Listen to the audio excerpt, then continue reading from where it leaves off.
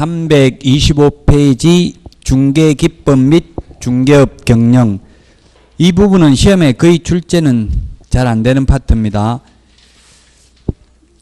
326페이지 모든 상품의 구매 심리 발전 단계를 나타내는 게 모든 부동산뿐만 아니라 모든 상품이 똑같습니다. 아이다의 원리, 아이다.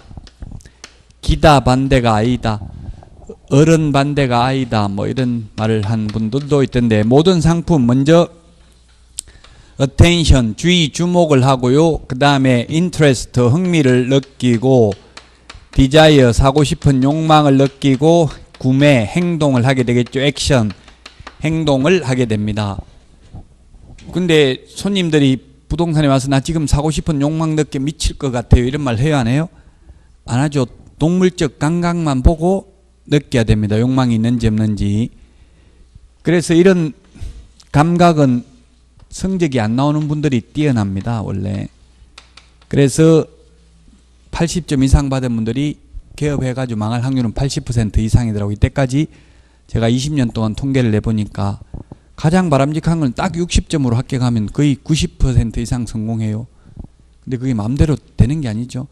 그 진짜 일 잘할 분들은 거의 다 떨어지고, 해도 자격증 따도 일 안 할 분들은 거의 다 합격하고 그래요. 현실적인 게. 안타까운 현실이죠.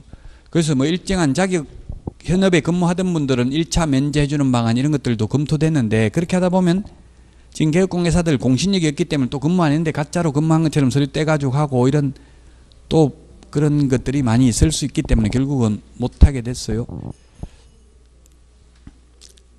지금 뭐 앞으로 상대평가한다는 이야기도 나오고는 있죠. 하더라도 최소한 유예기간은 5년 이상은 주겠다라고 했어요, 정부에서. 그러면 연세 드신 분들은 이제 5년 안에는 다 따라 이렇게 말하더라고요. 만약에 그렇게 한다면. 지금 주택관리사도 2020년부터 상대평가 한다고 돼 있죠. 우리도 하면은 최소한 5년 후부터 하지 지금 당장은 안 한다고요. 자, 클로징 시도, 계약 체결 시도는 욕망이나 행동 단계에 계약 체결을 시도하면 된다. 아이다의 원리 참고로 보시면 되겠습니다. 시험에는 거의 출제되지는 않습니다. 자, 그 다음에 고객 분석과 셀링 포인트가 있는데, 고객 분석 328 우유부단형, 가격의식형, 진짜 이 논리 9번에 논리명도 있는데요. 진짜 중개사무소 해보니까 맨날 놀러 오는 사람도 있긴 하더라고요. 돈은 한 50억 보상받은 거 있다 하고 이러니까 무시할 수도 없고, 가지는 않고 피곤해요. 그리고 젊고 이쁜 여자분들 하면은 맨날 남자들, 돈 안 되는 남자들 와가지고 맨날 50억 있다 하고 쓰지도 않고 부동산 사지도 않고 피곤한 경우도 있어요. 저는 여자분들이 와서 아침부터 앉아 있는 경우 있었어요.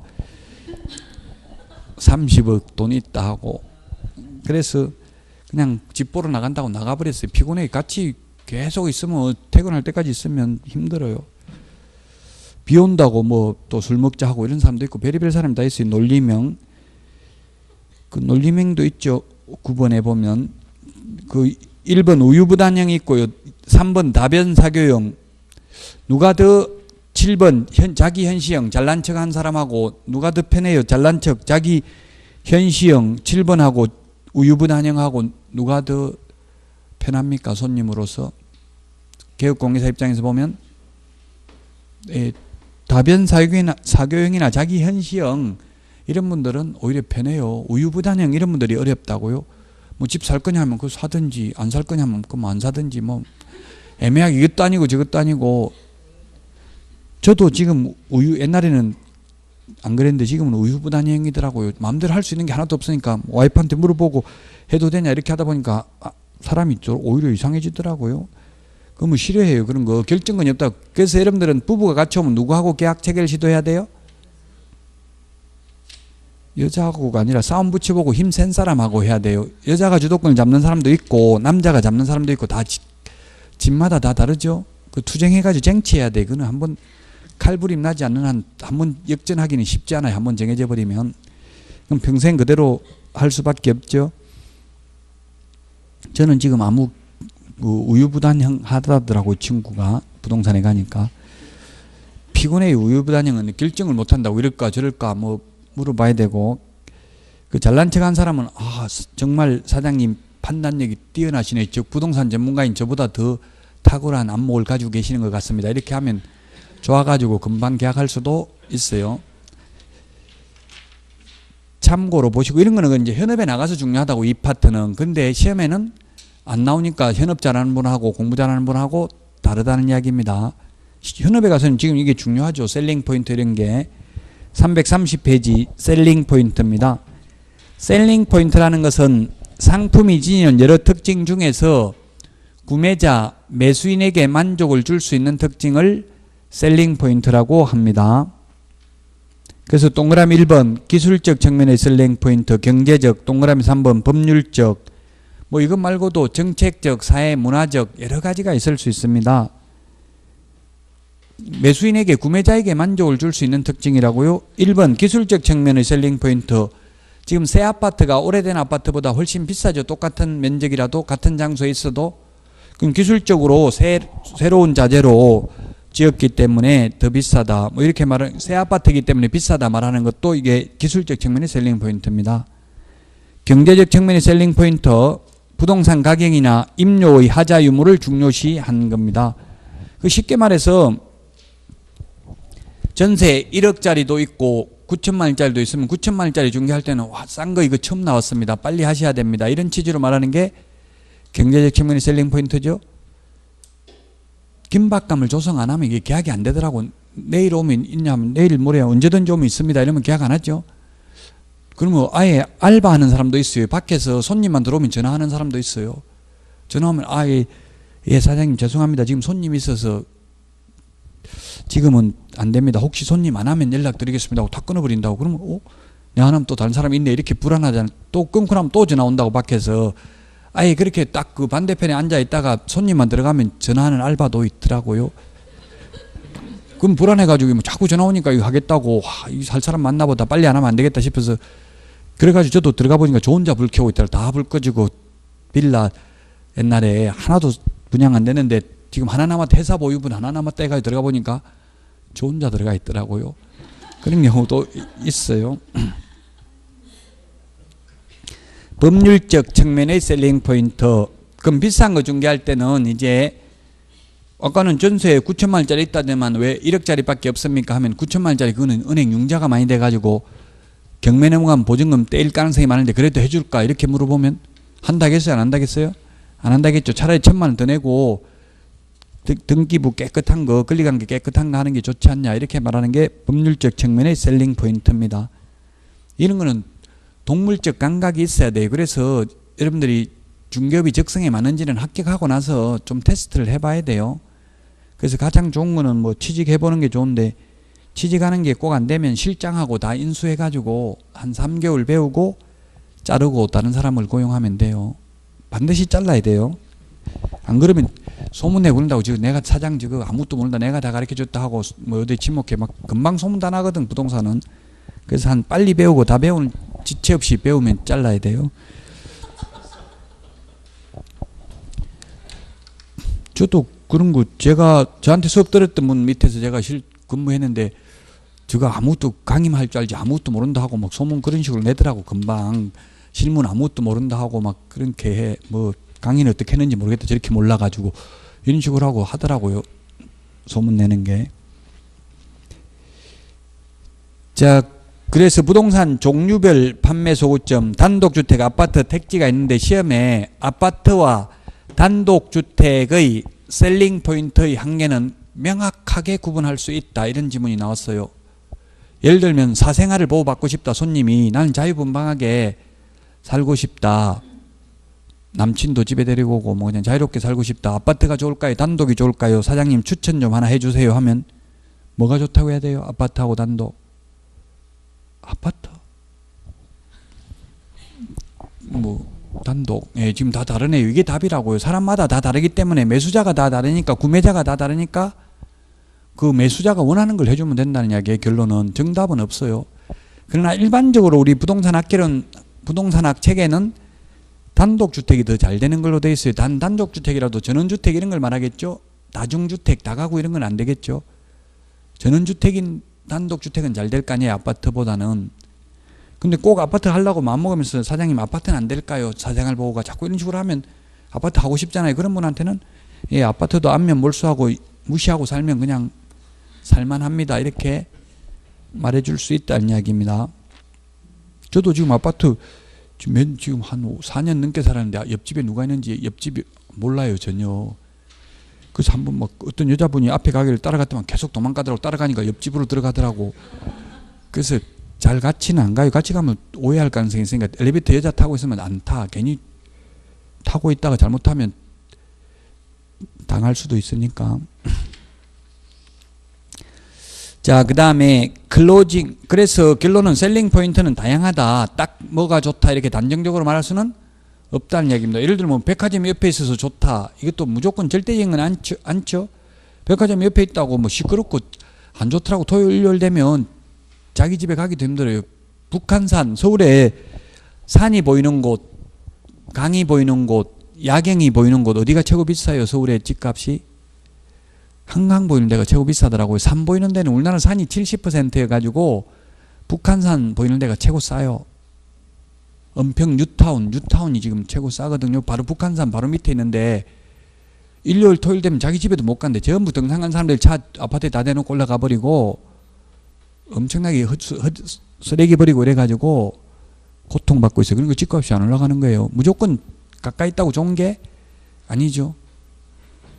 오히려 북경 같은데 중국 이런 데는 북경은 근처에는 산이 거의 없잖아요.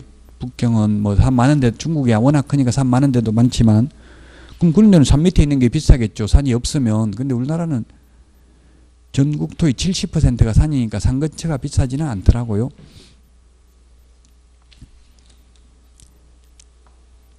자, 그 다음에 클로징 마무리 짓는 거 333페이지 마무리 짓는 거 클로징 하는 거 클로징인데 계약전제법, 점진적 확인법, 장단비교법 여러 가지가 있어요. 그래서 직접적으로 계약 체결합시다 이렇게 하는 것보다는 좀 간접적으로 하라는 이야기죠. 예를 들면 계약전제법은 이달 말에 세 사는 사람 방 빼라고 할까요? 이렇게 하면 뭐 그렇게 하시죠 하면 살 마음이 있는 거잖아요.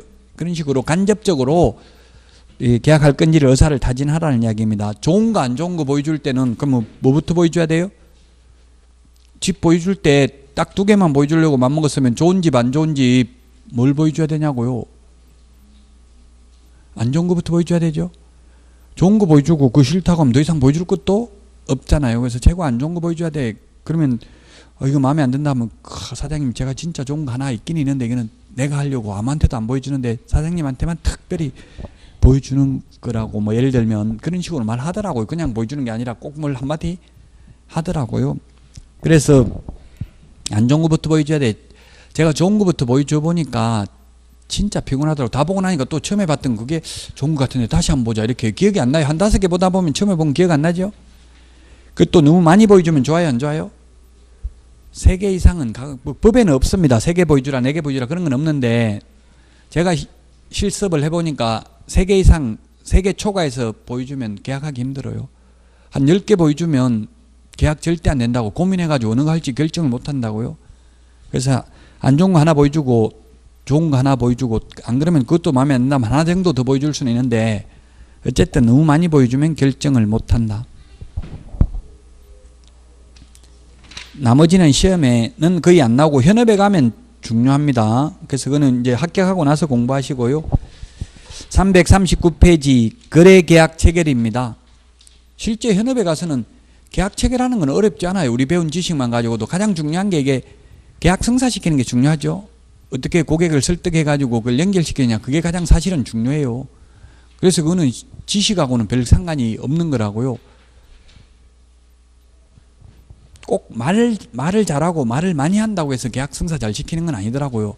요즘 다 똑똑한 척하고 이러면 재수없다고 싫어해요. 약간 바보처럼 어리석은 척 하기가 어렵다. 난더코도라는 말이 있잖아요. 제 인생관이 난더코도예요. 그게 어리석은 척 하면서 사는 게 쉽지 않다고요. 잘났어도 못난 척 하는 게. 그러니까 너무 잘난 척하고 말 많이 하면 오히려 계약 안 될 수 있어요. 의뢰인이 묻는 거는 명확하게 대답하고 묻지 않는 거는 그냥 가만히 있는 게 좋아요. 이것저것 뭐 다 좋다 너무 좋다 뭐 이렇게 이야기하면 그렇게 좀 네가 하지 왜 나보고 하라고 하냐 이렇게 이야기할 수도 있어요.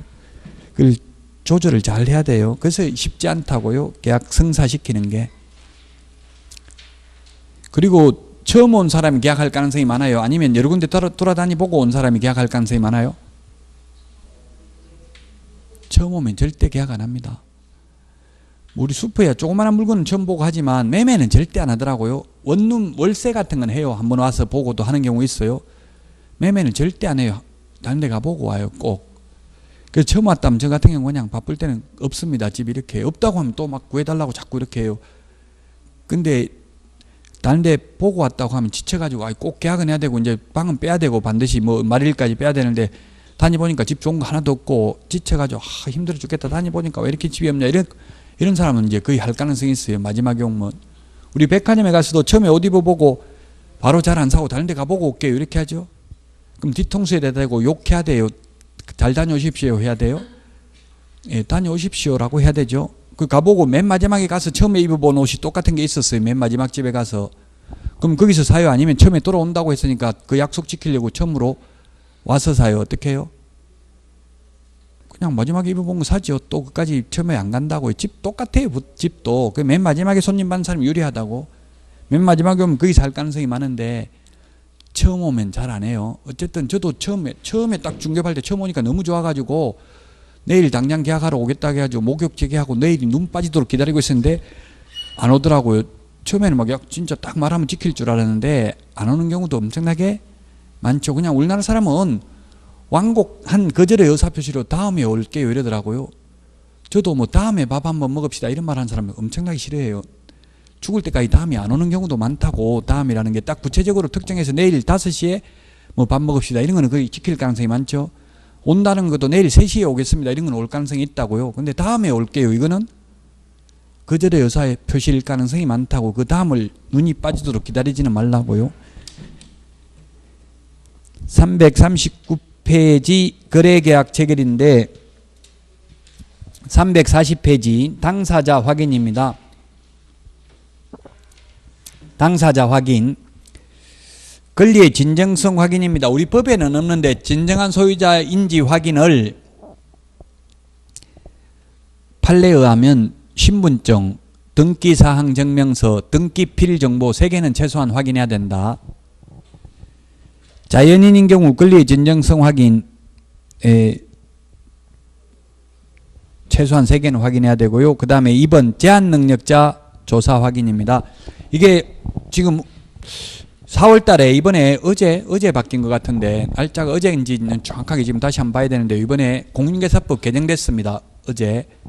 뭐가 개정됐냐면 결격 사유가 개정됐어요. 공법에도 다 개정됐어요. 한정치산자라고 부르던 게 피한정 후견인으로 바뀌었습니다. 금치산자라고 부르던 것을 피성년 후견인으로 바뀌었다고요. 민법은 벌써 올해 몇 년 전에 벌써 바뀌었는데 공인중개사법은 어제 바뀌었다고요. 4월 달에 이번 달에 바뀌었어요.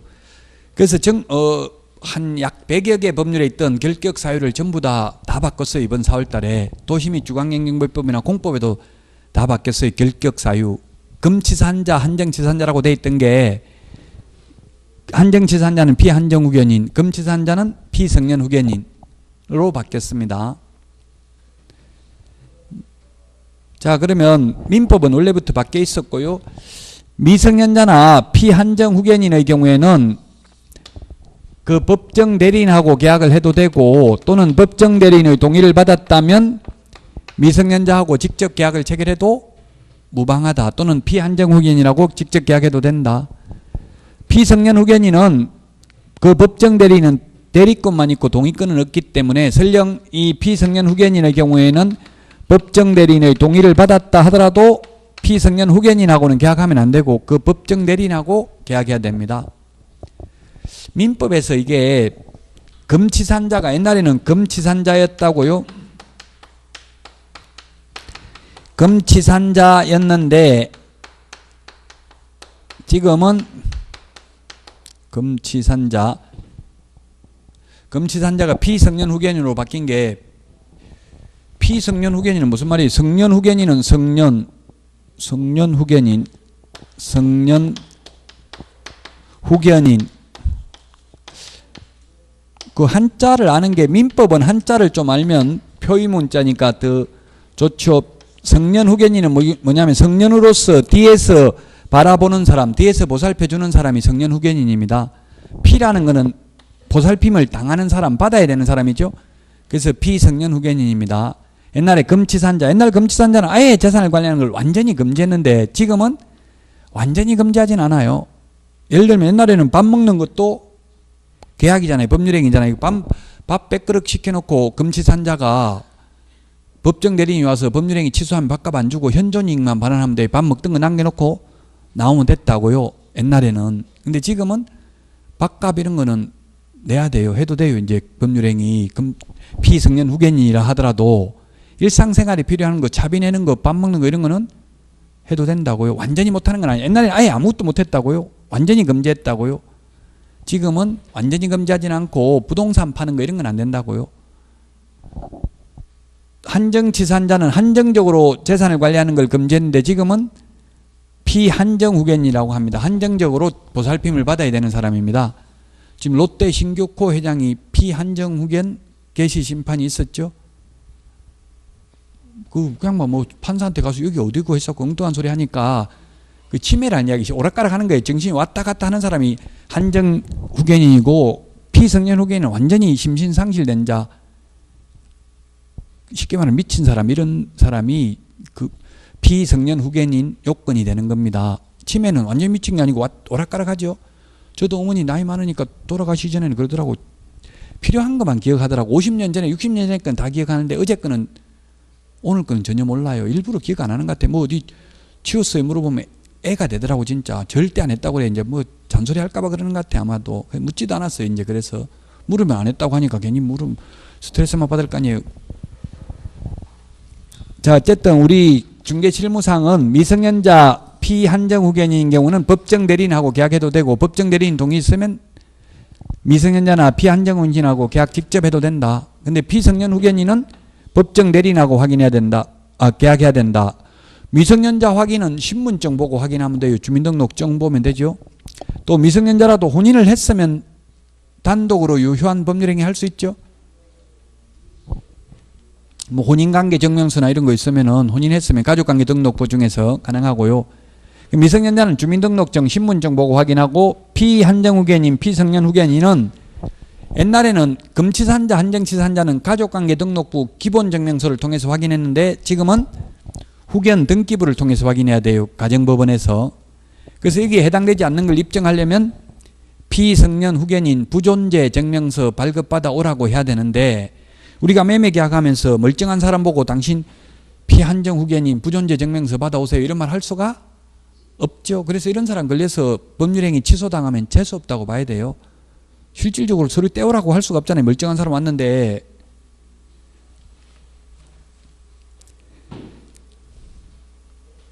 자, 그 다음에 임의대리인입니다. 동그라미 3번 임의대리인. 법정대리, 지금 좀 전에 본 거 저는 법정대리죠. 제한능력자는 법정대리인하고 계약하거나 또는 법정대리인 동의 있으면 미성년자나 피한정후견인하고 계약해도 된다. 그 다음에 동그라미 3번 임의대리인. 임의대리인, 예를 들면 시험에 남편 부동산인데 부인이 처분해도 된다. 다만 부부관계가 확실하게 맞다면, 진짜 부부가 맞다면 부인이 처분해도 무방하다. 옵니까 X입니까? X죠? 우리나라 사람은 착각하는 경우가 많죠. 배우자 재산도 내 거고 내 거도 내 거다 생각하는데 아닙니다. 배우자 거는 배우자 거고 내 거는 내 거예요. 그 재산은 누가 앞으로 해야 돼요? 내 앞으로 해야지.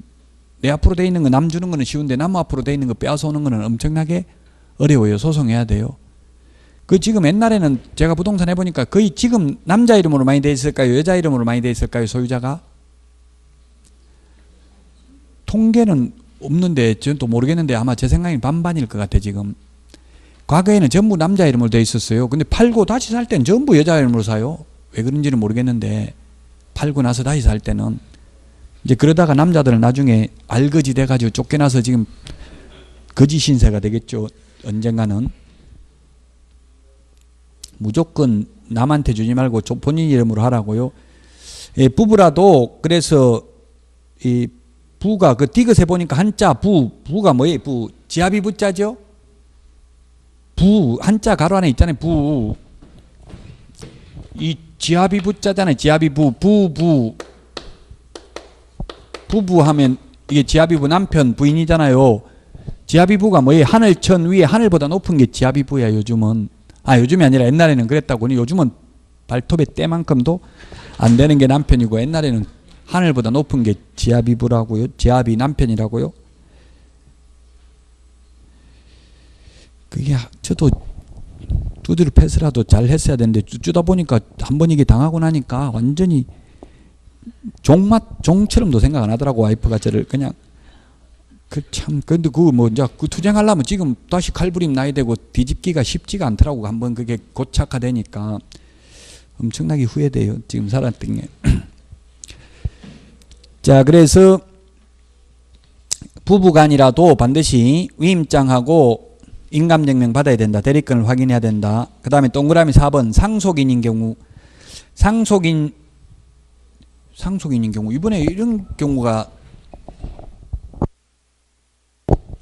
남편이 죽었어요. 남편이 죽었는데 회사 다니면서 상조에 가입돼 있어가지고 갑자기 죽었는데 뭐 몇 천만 원 나왔나 봐요. 상조회에서 또 젊어서 죽어서 많이 나왔나 봐요. 근데 그걸 부인한테 다 줬어요. 부인한테. 근데 부부가 결혼한 지 얼마 안 돼가 애가 없어요. 그 부모가 소송 제기했다고 부주 들은 거는 달라고. 그 법적으로 그럼 누가 가져야 되겠어? 그 부인한테 줬어요. 상조회에서 회사에 상조회 이런 게 있나 봐요. 뭐 죽으면 돈 얼마 준다. 누가 가져야 되냐고. 부인, 부모. 자식은 없어요. 자식 없이 죽었어요. 자식이 없으면 상속이 부인하고 부모죠. 자식이 있으면 자식하고 부인. 그래서 나눠야 돼요. 그건 상속 지분에 따라서 부모하고 배우자하고. 근데 만약에 그 죽은 사람을 보고 부주한 게 아니고 부인 보고 부주했으면 부인이 가지면 되고, 제주도 같은 데는 형제간이 9명이면 부주 9번 한대요. 자기가 한 사람한테 하는 게 아니고 제주도는 자기가 주고 싶은 사람한테 개인한테 주더라고. 그 집에 부주하는 게 아니고. 저는 9군데 한다길래 한 사람 상당했는데 이해가 안 돼서 보니까 제주도는 그렇게 하더라고요. 각자 따로따로 하는 거예요. 형제간 여러 명이면 그 형제 보고 하는 거지 통합해서 하는 게 아니고. 그럼 받을 때도 그렇게 받는다더라고요. 그러니까 무조건 돈 많은 집에 가면 뭐부터 해야 돼요? 애부터 가져야 돼. 그러면 애하고 부모가 애하고 배우자하고 상속받아요. 뭐 세월호 사건 이런 거 나가지고 이혼해가지고 한 번도 찾아오도 안에다가 애 주고가지고 그 보험금 뭐 이런 거 보상금 나온 거는 반반 나누자. 그 나눠야 되냐 안 나누냐 대부분까지 가서 소송이 있다고요. 아무도 양육비도 안 주고 아무것도 키울 때 안 했는데 그 반 가져가는 게 맞냐 안 맞냐. 맞아요 안 맞아요? 판례는 맞다고 돼 있어. 대부분에서. 그 부양 의무하고 그는 별도의 상속받는 거, 상속순위는 별도의 부분이에요. 그럼 노부모가 나이 많은 사람을 가족이 아닌 사람이 공경하고 모셨다고 해서 상속되는 거 아니죠. 그 부양하는 거하고 상속받는 거는 별개의 부분이다. 아무리 방치하고 부양 안 했다 하더라도 상속은 받을 수 있다는 이야기예요. 자, 그래 어쨌든 상속이면 시험에 피상속인의 장남하고 계약 체결하면 된다. 피상속인의 배우자하고 계약 체결하면 된다. X죠. 상속인 전원의 동의를 다 받아야 되죠. 피상속인이 뭐예요? 죽은 사람이에요? 살은 사람이에요? 피 보고 죽은 사람이 피상속인이죠. 피상속인은 죽은 사람, 상속인은 상속받는 사람. 상속세는 누가 내요? 피상속인, 상속인 중에서 상속인이. 그래서 취득관련조세라고 상속세, 증여세 이런 게 받은 사람이 내니까 취득관련조세라고. 죽은 사람이 세금 내려고 살아오진 않잖아요. 취득관련조세라. 취득관련조세지만 우리 확인 설명은 안 해도 되죠. 상속세. 종중재산인 경우에는, 총류인 경우에는 총회를 따르거나 종중 총회 결의를 거쳐야 하거나 또는 종중 규약이 있으면 규약에 따라야 됩니다. 법인인 경우입니다. 법인인 경우, 등기된 법인인 경우는 법인 단독 소유이기 때문에 법인의 대표자와 계약 체결하면 되는데, 대표권이 있는지 법인 등기 사항 증명서와 법인 정관을 통해서 확인하면 됩니다.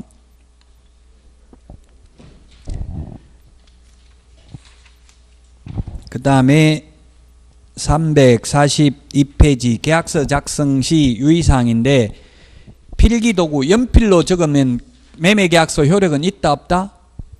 효력은 있습니다. 분쟁의 소지가 있으니까 잘 안 지워지는 걸로 적으라 했는데 이런 거 시험에 안 나와요. 거의 요즘은 컴퓨터로 다 출력하죠. 그 다음에 용어는 간단 명료하고 분쟁의 소지가 없도록 적어야 되고요. 문자는 아라비아 숫자나 로마 숫자는 피하고 한글이나 한자를 적는 게 바람직하겠죠. 서식은 법정 서식은 없습니다. 국토교통부 장관이 표준 서식을 정하여 그 사용을 권장할 수 있습니다. 자, 그 다음에 343 계약서 필요적 기재사항입니다. 필요적 기재사항 암기 프린트 9번 인물계약금 인권조교 시작. 인물계약금 인권조교.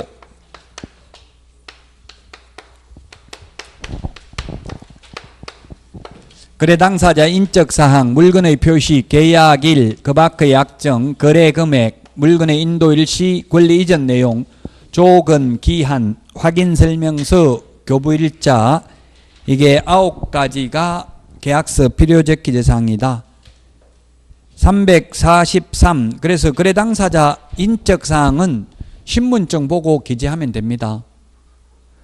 그러면 매수인하고 매도인하고 누구를 더 신경을 써야 되겠어요? 그 당사자 확인할 때 매도인 매수인 중에서 매도인을 더 신경 써야 되겠죠? 왜냐하면 매도인은 남의 물건을 팔아먹을 수 있다고요. 매도인인 경우는. 매수인은 자기가 돈 내놓고 사기치는 경우는 거의 없다고 봐야 되겠죠? 만약에 애인한테 사주더라도 그냥 모른 척하면 돼요. 몰라버리면 돼요. 근데 매도인이 남의 물건 팔아먹으면 골치 아프잖아요. 자, 신분증을 보고 확인하면 된다. 그 다음에 물건의 표시. 물건의 표시를 적을 때는 예를 들면 아파트 물건의 표시 적을 때는 집원 주소를 적어야 돼. 도로명 주소 적는 게 아니고요. 물건의 표시는.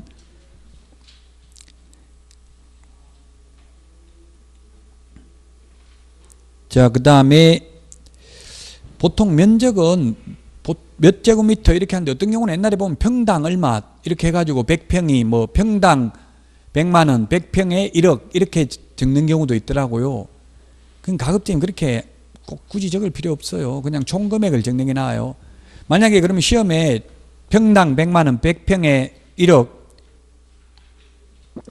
이렇게 적었는데 나중에 보니까 90평밖에 안 돼요. 100평이 안 돼요. 물론 평이라는 말 쓰면 안 되지만 보통 통상 현실적으로 그런 말을 많이 하잖아요. 그러면 감액 청구할 수 있다 없다 면적이 부족하다고요.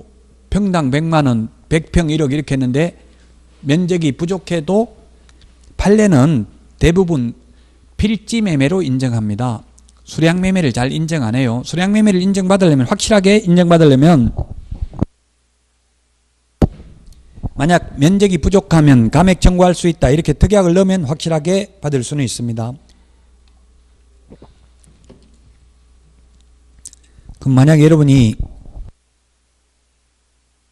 개업공개사라면 면적이 부족하면 감액 청구할 수 있다 이렇게 요구하면 어떻게 해야 되겠어요? 그것만 적어주면 안 되고 면적이 다른 경우에는 정감 청구할 수 있다. 만약에 면적이 늘어나면 정액 청구할 수 있고 줄어들면 감액 청구할 수 있다. 이렇게 하는 게 공정하게 하는 거죠.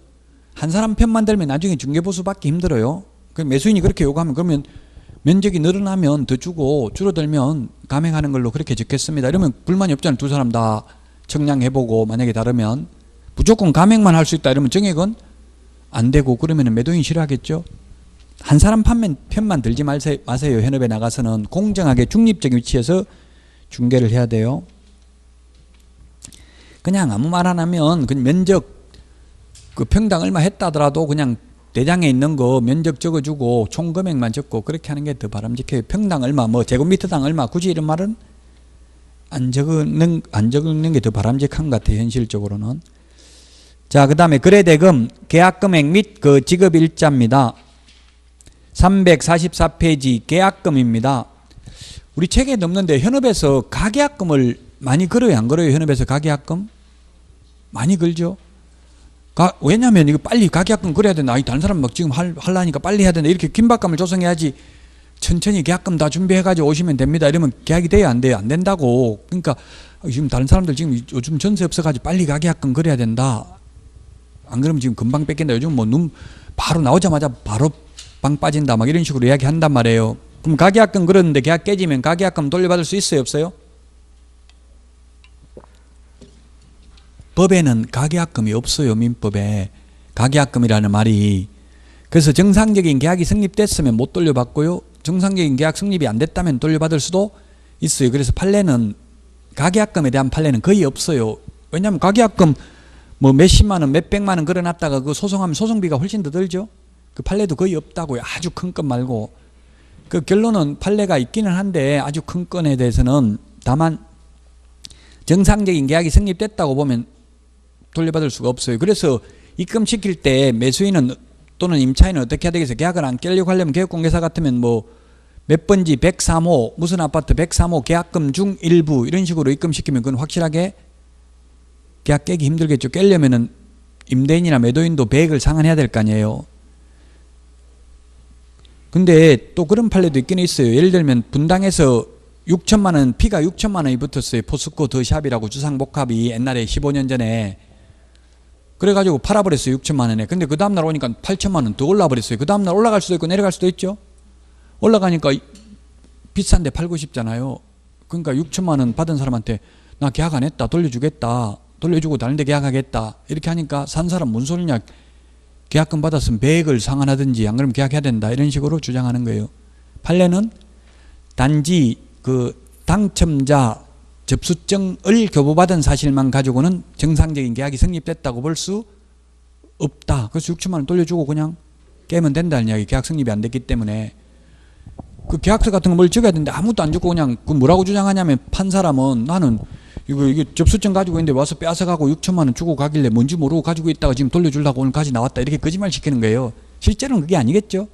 그럼 판사는 둘 다 거짓말하니까 누구 말이 맞는지 증거는 없고 말로만 서로 거짓말하는 거예요. 그러면 그렇게만 했다면 이건 계약 성립됐다고 보기 어렵다고 본 거예요.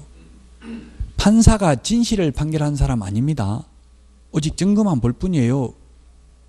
판사가 진리를 판결한다고 생각하는 것은 큰 오산이죠.